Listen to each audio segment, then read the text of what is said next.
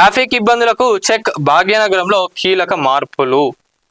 సజ్జనార్ గారు ఇంకా కర్ణన్ గారు కూడా ఉన్నారు, ఆర్వి కర్ణన్ గారు, వీళ్ళందరూ కూడా అధికారులు అందరూ కలిసి మరి దీనిపైన ఒకసారి బస్సులో పోయి అసలు ఏం జరుగుతుంది ఏంటనేది చూసిండంటే ఏంది ఒకసారి చూద్దాం.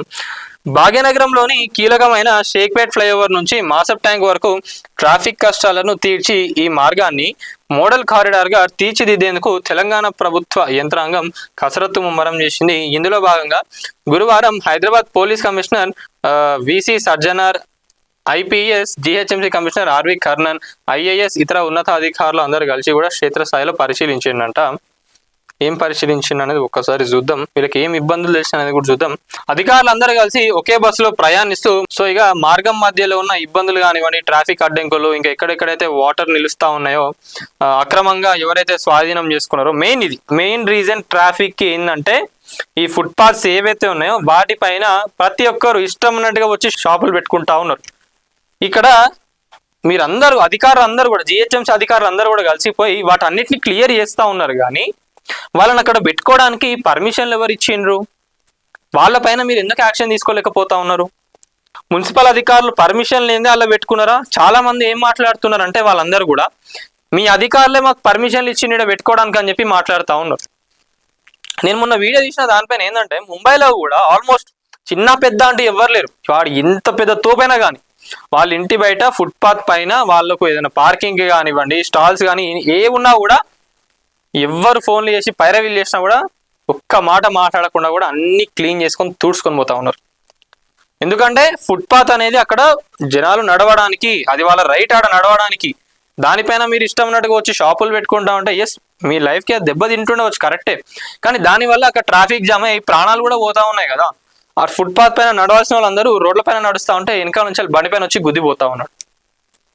సో ఇవన్నీ కూడా దృష్టిలో పెట్టుకొని వీళ్ళైతే ప్రజాప్రభుత్వం కూడా ఈ ఫుట్పాత్స్ ఏవైతే ఉన్నాయో వీటన్నిటిని కూడా క్లియర్ చేయాలని చెప్పి చెప్తా ఉన్నారు. ఇక దానికి సంబంధించి మా జీతాల పైన కొడుతున్నారు, అది ఇది అని అంటున్నారు. ఎస్ కరెక్టే, కానీ కొన్ని డెవలప్ చేయాలండి, సిటీని కూడా మనం మంచిగా డెవలప్ చేయాలంటే ఇట్లాంటివి తప్పవు. మీరు అందరూ అక్కడ పెట్టుకున్నది కూడా ఇల్లీగల్ గానే కదండి. అందుకైతే మాకు వేరే దగ్గర ఏదైనా కల్పించండి, మాకు ప్లేస్లు ఇవ్వండి, మేము అక్కడ పెట్టుకుంటాం. స్ట్రీట్ ఫుడ్స్ ఉన్నాయి, జిహెచ్ఎంసీ స్ట్రీట్ ఫుడ్స్ అని చెప్పి చూస్తూ ఉంటాం మనం, అట్లాంటి వాటికి అవకాశాలు ఇవ్వండి. ఇంకా షాపింగ్కి కానివ్వండి, ఏవైనా కూడా వాళ్ళకి ప్లేస్లు ఇచ్చేస్తే వాళ్ళందరూ కూడా పోయి ఆడబెట్టుకుంటారు. మరి ఇంతగానం జరుగుతున్నా కూడా ఇక కొంతమంది నాయకులు మాట్లాడుతూ ఉంటారు, బుర్రలేని నాయకులు నిజంగా. వాళ్ళు ఎట్లా తీసేస్తారు, మీరు కట్టుకున్న ఆడ నేను చూస్తా అని చెప్పి మాట్లాడతారంట. మరి అక్కడ దానివల్ల ఎంత నష్టం జరుగుతుంది ఏందనేది ఎవరికి అవసరం లేదు.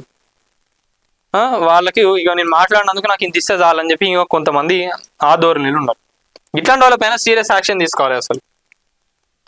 అదే ఏంటంటే రేవంత్ రెడ్డి గారు మీరు ఇట్లాంటి డిసిషన్ తీసుకున్నప్పుడు ఏం చేస్తారంటే డైరెక్ట్ పోలీసుల పైన వేసేయండి, అని మీరే చూసుకోండి, లా అండ్ ఆర్డర్ మొత్తం మీరే చూసుకోండి, మా పొలిటీషియన్స్ మేము ఏడా కూడా ఇన్వాల్వ్ కామన్నప్పుడు గట్టిగా దుమ్ము దులుపుతారు వీళ్ళు పోలీసు వాళ్ళందరూ కూడా. ఏం సప్పు లేదు, మీరు ఎవరి దగ్గర పోయినా కూడా ఏం చేసేది లేదు, పీకేది లేదు, భయపడతారు కదా జనాలు పోలీసు వాళ్ళందరికీ కూడా. అప్పుడు కరెక్ట్గా సెట్ అవుతాయి అన్ని. వీళ్ళందరూ ఎవరు జోకింగ్ చేసుకోకుండా ఉంటే కరెక్ట్గా సాగుతుంది అన్ని. ఇంకా చాలా ఏరియాలల్లో నేను మొన్న ఎర్రగడ్డ దగ్గర అనుకుంటా మొత్తం లెఫ్ట్ సైడ్ మొత్తం రోడ్డు పైనకి వచ్చేసాను ఆల్మోస్ట్ ఈ ఫ్రూట్స్ అమ్ముకునే వాళ్ళు ఎవరైతే ఉన్నారు.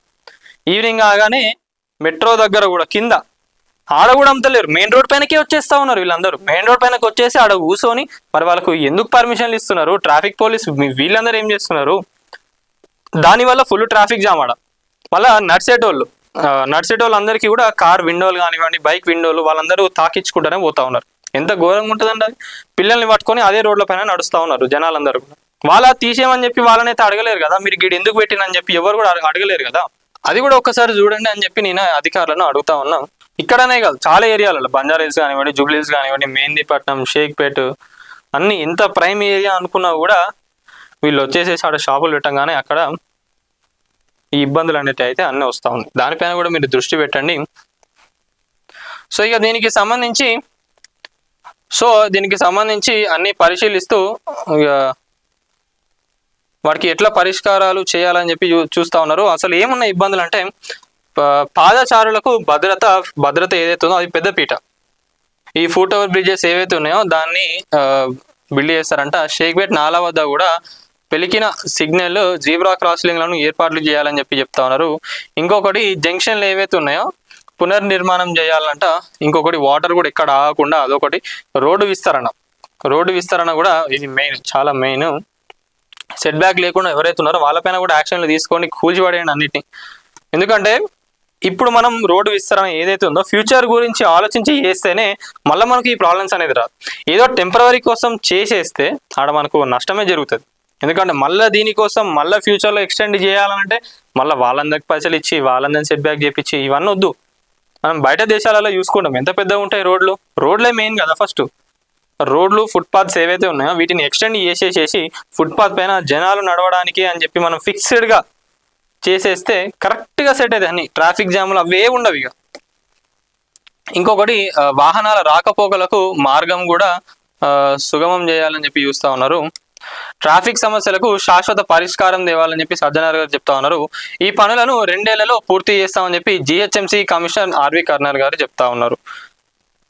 ఇది నిజంగా మంచి ఆలోచననే, చేయండి. మీరు అందరు కూడా గట్టిగా ఉంటే మీరు అందరు పోయి అడగండి రేవంత్ రెడ్డి గారిని, మేము పని చేస్తాం, మేము మంచిగా ఇట్లాంటి ఇబ్బందులు లేకుండా మేము చేస్తామని చెప్పి మీరు స్ట్రిక్ట్ యాక్షన్ తీసుకోండి. ఎవరు వచ్చినా కూడా మేమైతే స్ట్రిక్ట్ యాక్షన్ తీసుకుంటాం. మళ్ళీ వాళ్ళు వచ్చి మీ దగ్గరకు వచ్చి వాళ్ళ బాధలు చెప్పుకొని మళ్ళీ మీరు ఏదో చూడండి అని చెప్తే మాత్రం కాదు అన్నట్లు. ఎట్లయితే హైడ్రా విషయంలో ఎంత పెద్దవాళ్ళనైనా కూడా కొట్టుకుంటూ పోతారో అట్లనే దీంట్లో కూడా చేయాలి. ఇట్లా చేస్తేనే అప్పుడు కూడా మన సిటీ అనేది మంచిగా ఉంటుంది, ట్రాఫిక్ జామ్ అనేది ఉండదు.